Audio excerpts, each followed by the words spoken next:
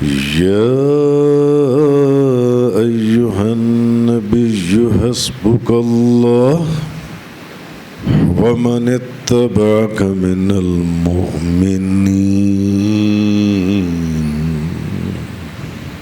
یہ جو آیہ کریمہ میں نے آپ کے سامنے تلاوت کی، یا ایہا النبی حسبک اللہ ومن اتبعک من المؤمنین،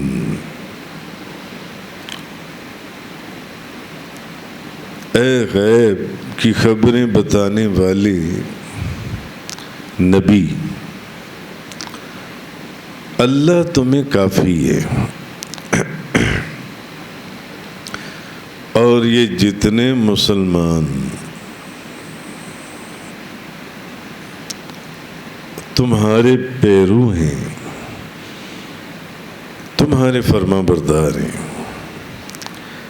ان سب کے لیے اللہ کافی ہے، سب کے لیے۔ اصل میں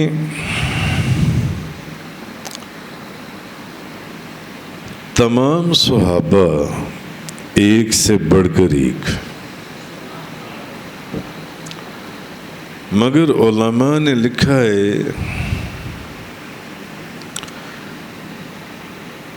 کہ اگر ہزاروں مرید ہوتے ہیں تو کہیں کوئی ایک مراد بھی ہوتا ہے۔ حضرت ابوبکر صدیق حضور کے مرید،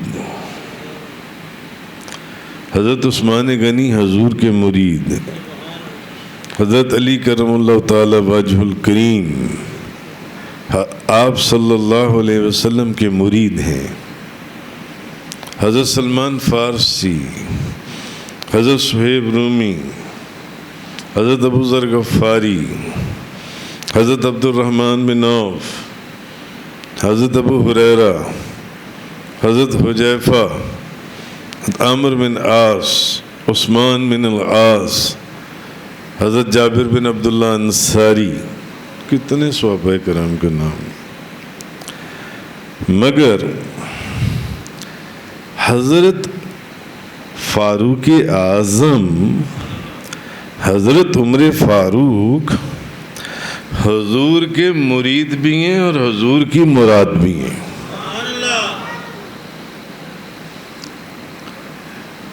مرید وہ ہے جو اپنے شیخ کو مانگتا ہے، اور مراد وہ ہے جس کو شیخ بھی مانگتا ہے۔ مراد وہ ہے جس کو شیخ بھی مانگتا ہے۔ تو تاجدار دو جہاں، شاہ سوار لا مکان، مالک زمین و آسمان، روح کن فکاں، نبی کریم صلی اللہ علیہ وسلم نے حضرت عمر فاروق کو اللہ سے مانگ لیا اللہ تعالیٰ سے۔ مشکات شریف کی حدیث ہے، حضور نے فرمایا، یا اللہ، اے اللہ، ابو جہل بن ہشام، یا تو ابو جہل بن ہشام یا عمر بن خطاب سے اسلام کو عزت بخش دے، اسلام کو عزت عطا فرما۔ تو اصل میں عمر فاروق حضور نے جو دعا فرمائی تھی، اور حضور نے فرمایا، ان دونوں کے اندر یا فرمایا تھا، ان دونوں میں سے ایک مجھے عطا فرما دے۔ اگر حضور دونوں کو مانگ لیتے، مگر حضور جانتے تھے کہ ادھر تو ازلی بدبختی ہے، اس لیے حضور نے درمیان میں یا بھی فرما دیا۔ تو تو اللہ نے حضرت عمر فاروق کو آپ کو عطا فرما دیا. حضرت عمر فاروق کو اللہ نے آپ کو عطا فرما دیا. تو حضور نے فرمایا اللہ عمر کے ذریعے اس اسلام کو طاقت عطا فرما. یہ ایک دوسری حدیث ہے. عمر کے ذریعے اسلام کو طاقت عطا فرما. ویسے تو میرا دل تھا کہ آج میں آپ سرکار کا قبول اسلام بیان کروں، مگر وہ ایک حدیث میں ہی پورا گھنٹہ نکل جانا تھا. بڑا کمال جو مفسرین نے بیان کیا ہے حضرت عمر فاروق کا قبول اسلام جو ان سے. حضرت عبداللہ بن عباس فرماتے ہیں کہ جب حضرت عمر فاروق اسلام لائے، ابن ماجہ کی حدیث ہے، تو جبریل علیہ السلام نازل ہوئے. جب حضرت عمر فاروق اسلام لائے تو جبریل علیہ السلام نازل ہوئے اور کہا یا محمد، فرشتوں نے عمر کے اسلام لانے کی خوشیاں منائی ہیں. اب عمر بھی آپ کی غلامی میں داخل ہو گئے، فرشتے اس چیز کی خوشیاں منا رہے ہیں. جبریل علیہ السلام نے نبی کریم صلی اللہ علیہ وسلم، یعنی حضرت عمر فاروق وہ ہیں کہ جن کے لیے دعا نبی کریم صلی اللہ علیہ وسلم نے فرمائی،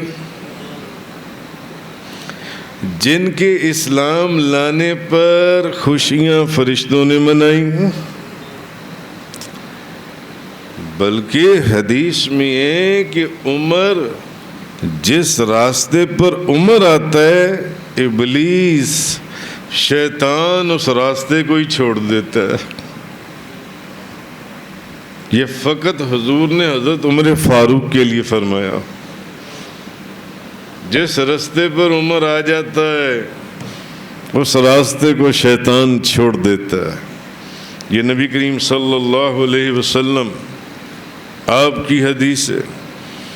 حضرت سعد بن ابی وقاص رضی اللہ تعالی عنہ سے روایت ہے کہ نبی پاک صلی اللہ علیہ وسلم نے فرمایا قسم ہے اس ذات کی جس کے قبضہ قدرت میں میری جان ہے. حضور نے حضرت عمر کو فرمایا قسم ہے اس ذات کی جس کے قبضہ قدرت میں میری جان ہے، جس راستے پر اے عمر تو چلتا ہے. یہ حضور کے وہ فرما بردار لوگ تھے جن کے متعلق قرآن میں آیات نازل ہوئی،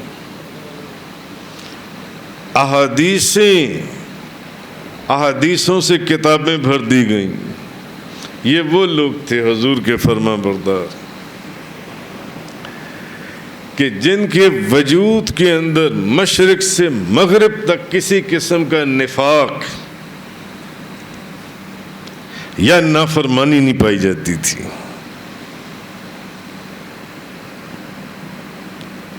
یہ ایسے حضور کے فرما بردار تھے.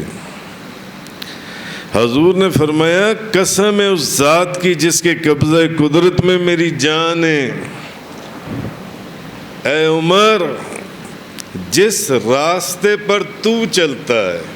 اب جب حضور فرما رہے ہوں گے تو حضرت عمر فاروق کی اس وقت کیفیات کیا ہوں گی؟ محبوب کی زبان سے اپنی تعریف سن کر جو حقیقی تعریف ہو، کیونکہ حضور نے تو سب کچھ کھلم کھلا بتا دیا لوگوں کو کہ یہ ایمان والے ہیں اور یہ ایمان سے خالی ہیں، یہ صاحب ایمان، یہ مسلمان، یہ کافر ہیں، یہ محبت والے ہیں، یہ نفرت والے ہیں. حضور نے اپنی مجلس کے اندر ایمان والوں کا بھی ذکر کر دیا، کافروں کا بھی ذکر کر دیا اور منافقوں کا بھی ذکر کر دیا، جو انہی ایمان والوں کا بھیس بدل کر حضور کے ساتھ بیٹھا کرتے تھے۔ کچھ لوگ ان لوگوں کو کاٹتے تھے جو حضور کے نافرمان تھے، اور کچھ لوگ ان لوگوں کو کاٹتے تھے اپنی شیطانی زبانوں کے ساتھ جو حضور کے فرما بردار تھے۔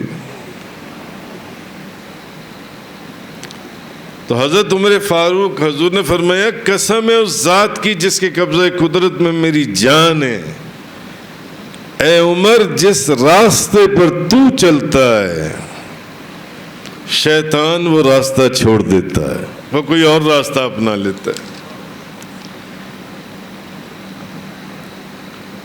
کیونکہ ہمارے نبی آئے ہی غیب کی خبریں دینے کے لیے تھے۔ حضور نے اپنی مجلس میں بیٹھنے والے ایمان والوں کی بھی نشاندہی کر دی، کافروں کی بھی نشاندہی کر دی اور منافقوں کی بھی نشاندہی کر دی۔ اور بعض منافقوں کی جب حضور نشاندہی کرتے تھے تب وہ منہ میں انگلیاں دے لیتے تھے، اور جب ان کا سارا کچھ نشانیوں میں سمجھاتے تھے اور بتاتے تھے، بلکہ بعض مجلسوں میں تو حضور نے ان کے نام بھی لے دیے، یہ سارے منافق ہیں جو مسلمانوں کا بھیس بدل کر بیٹھے ہوئے ہیں۔ پھر مشکات شریف اور ترمذی شریف کی حدیث ہے، حضور نے فرمایا کتنا بڑا خطاب ہے۔ حضور نے فرمایا اگر میرے بعد کوئی نبی ہوتا تو خطاب کا بیٹا عمر ہوتا۔ نبی کا مقام، حضور نے فرمایا اگر میرے بعد کوئی نبی ہوتا تو وہ عمر فاروق ہوتا،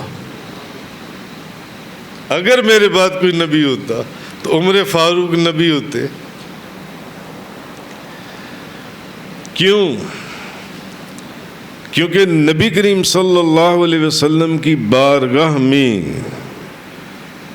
صحابہ کرام کسی شخص سے کوئی کمپرومائز نہیں کرتے تھے۔ جس کے دل میں ایک دانے کے برابر بھی حضور کے متعلق کوئی نفاق یا بے ایمانی ہوتی، اپنی تلواروں سے کاٹ دیتے تھے۔ بیٹا باپ کو نہیں دیکھتا تھا اور باپ بیٹے کو نہیں دیکھتا تھا، بیوی خامد کو نہیں دیکھتی تھی، بھائی بہن کو نہیں دیکھتا تھا،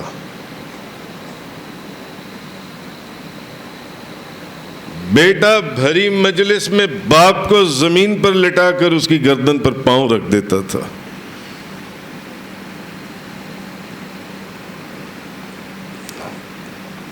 درجنوں لوگوں کی مجلس کے اندر نبی کریم صلی اللہ علیہ وسلم کی فرما برداری اور محبت کے اندر یہ لوگ کسی سے کمپرومائز نہیں کرتے تھے۔ اولادیں چھوڑ دیں، ماں باپ چھوڑ دیے، بہن بھائی چھوڑ دیے، دولتیں چھوڑ دیں، جائیدادیں چھوڑ دیں، فقط حضور کی محبت کے اندر، فقط حضور کی محبت کے لیے۔ وہ واقعہ آپ لوگوں نے سنا ہوگا کہ ایک منافق اور ایک یہودی کے اندر آپس میں ایک جھگڑا ہو گیا۔ انہوں نے کہا چلو نبی کریم صلی اللہ علیہ وسلم سے اس کا فیصلہ کرواتے ہیں۔ نبی پاک صلی اللہ علیہ وسلم نے دونوں کی بات سنی اور حضور نے فیصلہ کس کے حق میں دیا؟ یہودی کے حق میں، کیونکہ حضور نے تو وہی فیصلہ دینا تھا جو حق تھا، اور اس منافق نے وہاں پر ظاہر ہونا تھا۔ اس منافق نے نہیں ہم ایسا کرتے ہیں کہ چلو عمر فاروق کے پاس چلتے ہیں. وہ یہودی کہنے لگا بے وقوف، اور تیرے عمر کے نبی نے فیصلہ کیا ہے، عمر تو ان کا غلام ہے، عمر کے نبی نے فیصلہ کیا میرے حق میں، تو تجھے عمر نظر آ رہا ہے بجائے اپنے نبی کے نظر آنے کے. یہ منافقوں کی اللہ تعالیٰ نے قرآن کے اندر جگہ جگہ جہاں ایمان والوں کا ذکر کیا وہاں کافروں کا ذکر کیا اور وہاں منافقوں کا بھی ذکر کیا. جگہ جگہ قرآن کے اندر آپ کو یہ تینوں ذکر ملیں گے. اس نے کہا تو حضور اپنے نبی کو چھوڑ کر جو ان کے غلام کے پاس، وہ نہیں ذرا ان سے بات کرتے ہیں، چل کر ان کو بتاتے ہیں. گئے، جا کر ساری بات حضرت عمر فاروق کو بتائی. اب وہ یہودی بولا، کہنے لگا حضرت پہلے ایک بات سن لیجئے کہ اس بات کا فیصلہ جو ہے وہ نبی کریم صلی اللہ علیہ وسلم میرے حق میں کر چکے ہیں. حضرت عمر فاروق نے اس مسلمان سے پوچھا جو اصل میں مسلمان کے بھیس میں ویسے ہی لباس، ویسی پگڑی، ویسی داڑھی، ساتھ کھڑے ہو کر نماز پڑھنا. حضور نے اس منافق سے پوچھا حضرت عمر فاروق نے کہ کیا واقعی حضور نے یہ فیصلہ اس یہودی کے حق میں کیا ہے؟ وہ کہنے لگا ہاں کیا ہے، مگر میں چاہ رہا تھا کہ آپ بھی سن لیتے اور آپ بھی ذرا اس کا فیصلہ کچھ بتاتے، کیا یہ فیصلہ بنتا ہے؟ انہوں نے کہا بالکل ٹھیک ہے، میں اس کا فیصلہ کر دیتا ہوں، مجھے اجازت ہے میں اس کا فیصلہ کرتا ہوں. اس نے کہا آپ اس کا فیصلہ کریں. انہوں نے کہا پھر 2 منٹ انتظار کرو، میں آ رہا ہوں. اندر گئے اور کیا لے کر آئے؟ تلوار. اور تلوار سے کیا کیا انہوں نے؟ اس مسلمان کا جو کہلانے کو مسلمان تھا حقیقت میں منافق تھا، اس کی گردن کاٹ. فرمایا عمر صرف اس طرح فیصلہ کرتا ہے، جس ہاتھ میں ہاتھ دے دیا ہے نا، اب ہر طرح کی سوچ بند اور ختم ہو گئی ہے. ہر طرح کی سوچ، اب حکم ان کا ہے، مرضی ان کی ہے، بس اس کے علاوہ کچھ نہیں ہے. یہی قرآن حدیث کی اصل ہے، اور جو اس اصل سے ذرا بھی ہٹے وہ منافق ہے، اور زیادہ ہٹے تو کافر ہے. اس کی گردن کاٹ دی اس منافق کی جنسی. تو یہ عمر فاروق وہ تھے کہ اگر دریا کو حکم دیتے تھے، کائرو کا گورنر عمرو بن عاص، ان کے پاس ایجپٹ کے لوگ اکٹھے ہو گئے، مصر کے. انہوں نے کہا کہ دریائے نیل جو ہے نا، یہ ہر سال خشک ہو جاتا ہے، دریائے نیل، اور جب تک اس میں ایک نوجوان اور خوبصورت اور کنواری لڑکی کو ذبح نہ کیا جائے، اس کی قربانی نہ دی جائے دریائے نیل کے اندر، تو اس وقت تک یہ چلتا نہیں ہے. اب حضرت عمرو بن عاص اس وقت کہاں کے گورنر تھے؟ کائرو کے، قاہرہ جس کو آپ کہتے ہیں، قاہرہ. تو آج کل وہ کائرو انگریزی میں اس کو کہتے ہیں، کائرو کے ہیں وہ گورنر تھے. انہوں نے فوراً ایک خط لکھا، اس وقت حضرت عمر فاروق کی خلافت تھی، آپ کو خط لکھا. اب حضرت عمر فاروق نے خط پڑھا کہ مصر کے لوگ ہر سال ایک نوجوان خوبصورت عورت کی دریائے نیل کے اندر قربانی دیتے ہیں، تب جا کر دریائے نیل چلتا ہے. اب حضرت عمر فاروق نے وہ خط پڑھا تو انہوں نے آگے سے خط کا ایک جواب خط کی صورت میں لکھا. حضرت عمرو بن عاص، حضرت عمر فاروق نے اس خط کے اندر لکھا کہ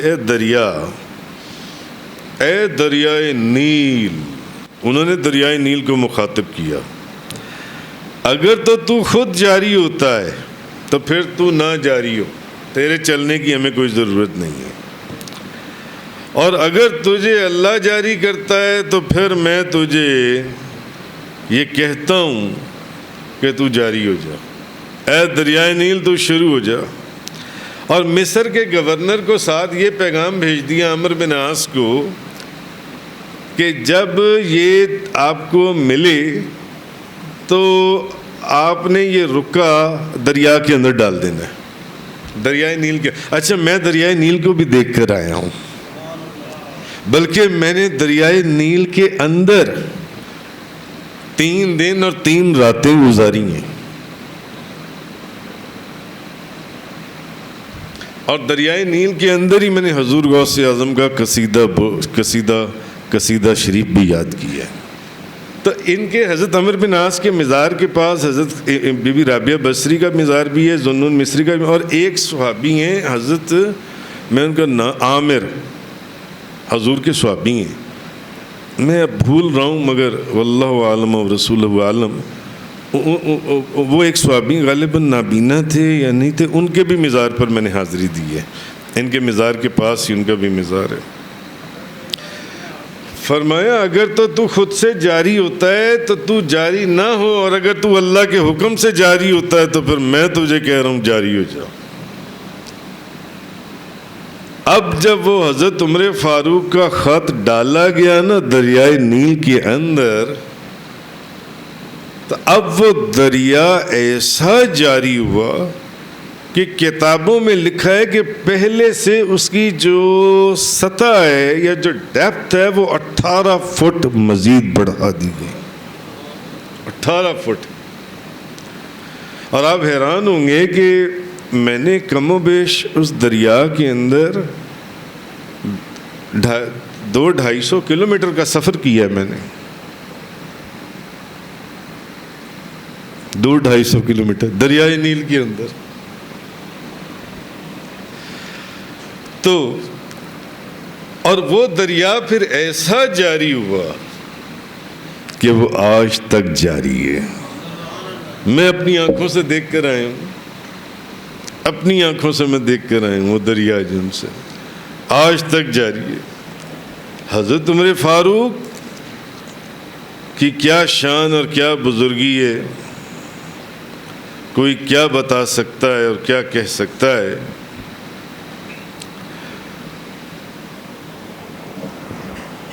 امام جلال الدین سیوطی نے ایک کتاب لکھی ہے، اس کے اندر انہوں نے حضرت عمر فاروق کی ایک کرامت لکھی ہے. کرامتیں تو زیادہ لکھی ہوں گی مگر میں اس کرامت کا ذکر کر رہا ہوں جو میں آپ کو سنانے لگا ہوں.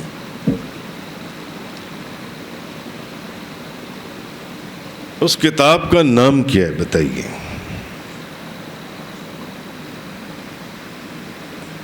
امام جلال الدین سیوطی کی کتاب تاریخ الخلفاء. انہوں نے اس کے اندر ایک واقعہ لکھا ہے امام جلال الدین سیوطی کا. امام جلال الدین سیوطی کو حضور کی کتنی مرتبہ زیارت ہوئی کسی کو معلوم ہے؟ 2 دفعہ، 75 مرتبہ.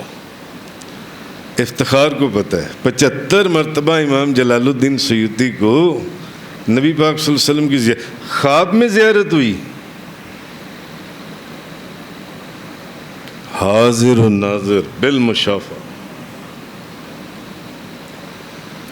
اور ایسے محدث تھے کہ جس حدیث کے اوپر، جس کی اسناد کے اوپر ذرا سا بھی کوئی شک و شبہ ہوتا تو ڈائریکٹ حضور سے ملاقات فرما کر اس حدیث کی سند معلوم کرتے تھے. ایسے بڑے محدث تھے. انہوں نے اس کے اندر لکھا کہ جمعے کا دن تھا. دیکھو آج بھی جمعے کا دن ہے, اور وہاں بھی عمر فاروق تھے اور یہاں بھی عمر فاروق کا ہی ذکر ہو رہا ہے. جمعے کا دن تھا, حضرت عمر فاروق جمعہ پڑھا رہے تھے, اور ایک فوج آپ نے بھیجی ہوئی تھی. کہاں بھیجی ہوئی تھی؟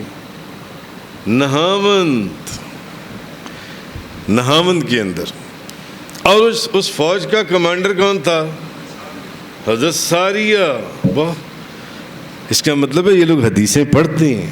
الحمدللہ, نعرہ تکبیر, نعرہ رسالت.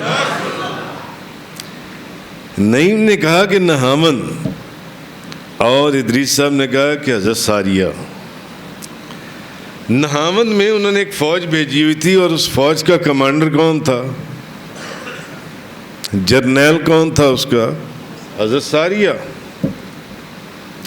اور ادھر جمعے کا دن ہے اور جمعے کا وقت ہے اور جنگ ہو رہی ہے, اور مسلمان جنگ ہار رہے ہیں, کٹ رہے ہیں. اور ادھر عمر فاروق مدینہ منورہ میں حضور کے منبر کے اوپر جمعہ پڑھا رہے ہیں, جمعہ پڑھا رہے ہیں. تو حضرت عمر فاروق نے اب وہاں نہاوند میں جو جنگ ہو رہی ہے اس میں مسلمان جنگ ہار رہے ہیں اور کٹ رہے ہیں. اسلامی مسلمانوں کی فوج کو نقصان ہو رہا ہے. اب پیچھے جہاں جنگ ہو رہی تھی وہاں ایک پہاڑ تھا پیچھے, اور جنگ میدان میں ہو رہی تھی.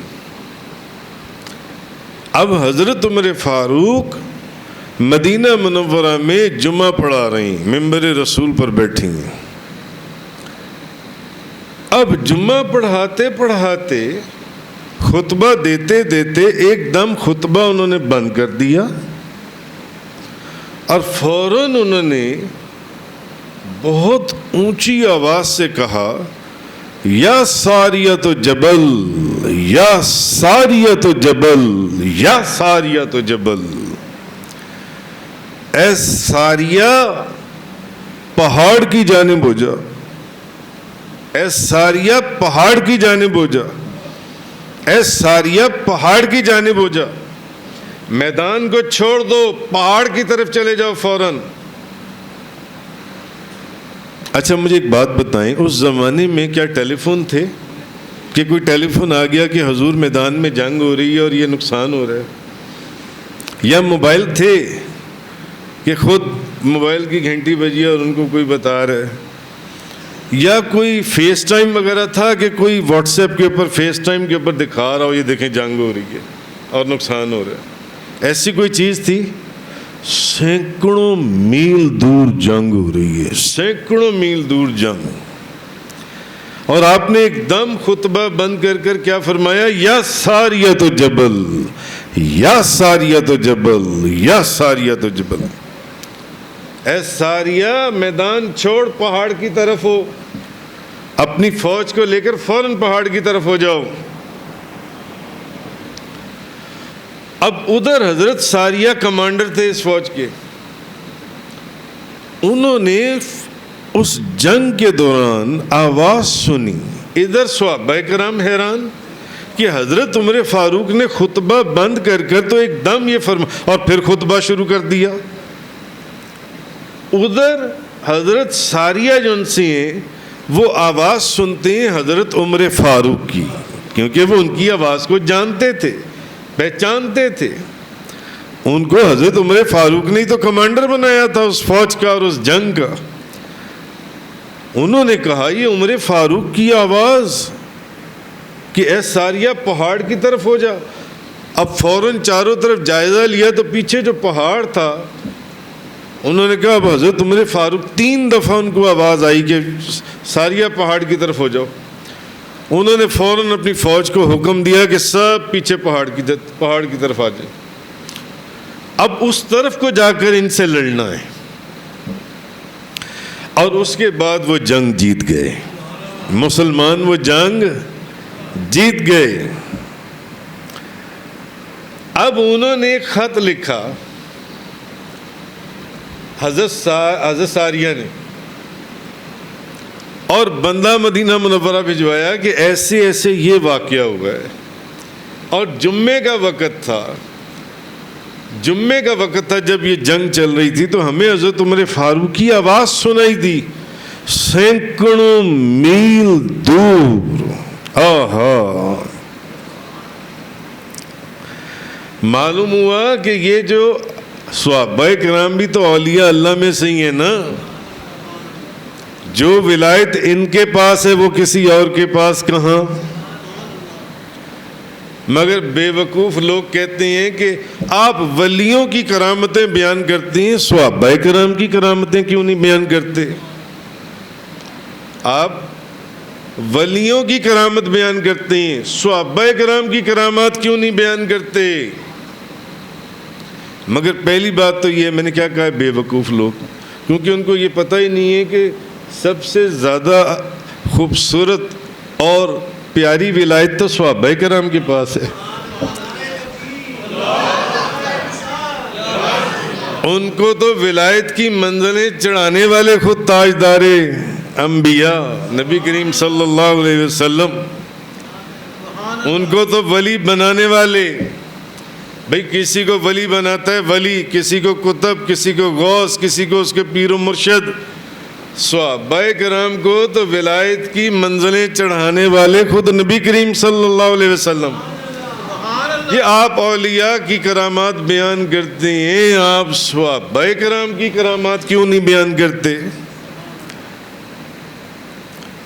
گر نبیند بروز شپرائے چشم, چشمہ آفتاب راچے گنا.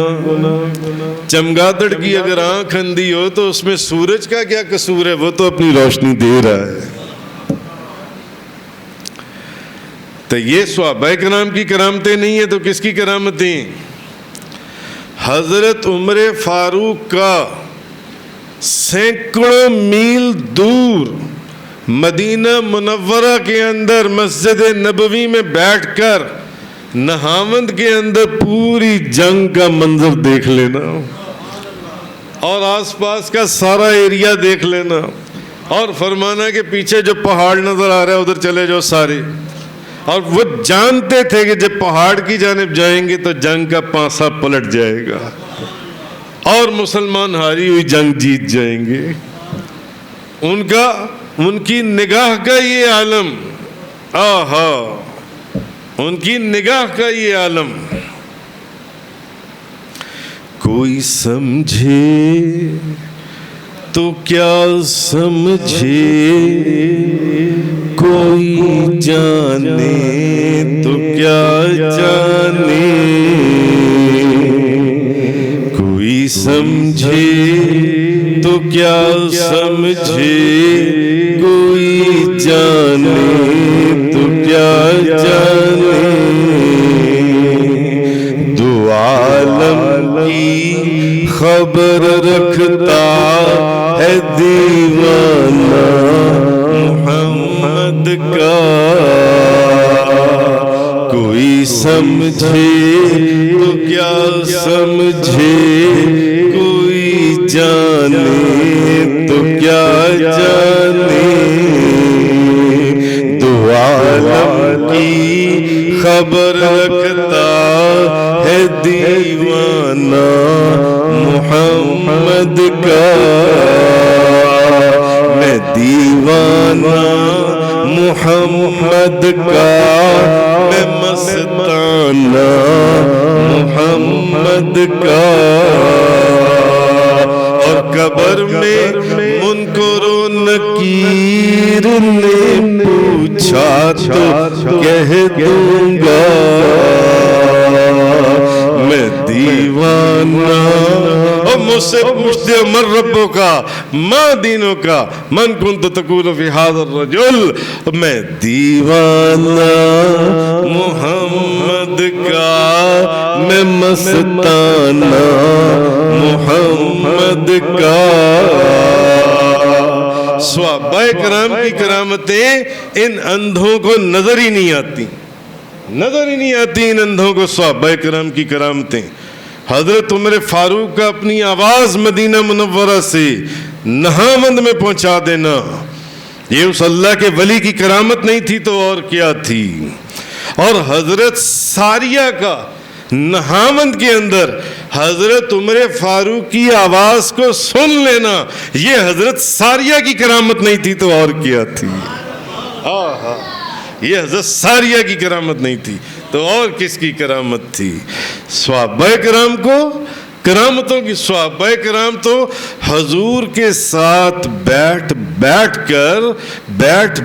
کر مجسمہ کرامت بن چکے تھے، مجسمہ کرامت بن چکے تھے، اس لیے تمہیں چھوٹی چھوٹی کرامتیں نظر ہی نہیں آتی، نظر ہی نہیں آتی تمہیں۔ ان کی روشنی، ان کرامت، ان صحابہ کرام کی حضور کے وجود کی برکت سے جو روشنی تھی، اس روشنی نے ان کی آنکھوں کو اندھا کر دیا اور ان کو ان کی کرامتیں نظر، کیونکہ جب روشنی بہت تیز ہو تو کچھ نظر آتا نہیں آتا نظر۔ یہ لوگ اندھے ہو گئے صحابہ کرام کی ان کرامتوں کو دیکھ، کیونکہ وہ مجسمہ کرامت تھے، صحابہ کرام جن سے مجسمہ کرامت تھی۔ اللہ ہمیں حق بیان کرنے، سننے، سمجھنے اور اس پر عمل کرنے کی توفیق عطا فرمائے۔ وآخر الدعوانا الحمدللہ رب العالمین۔